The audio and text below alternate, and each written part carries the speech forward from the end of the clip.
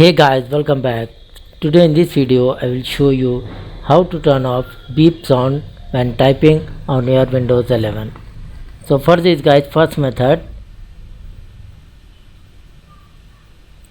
you open your Windows settings, go to start and click on setting icon. Now in the settings guys, you go to accessibility.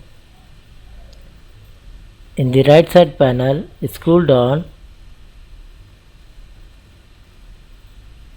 select the keyboard option, click on it, and finally as you can see here, toggle keys, you turn off to it. You will make sure this is the disabled. And the second way, you go to start, type here mmsys.cpl mmsys.cpl and select this. So now here guys, in this format, you go to sound menu, find your default beep, select the default beep, click on sound, select the none, after then click on apply and click on OK.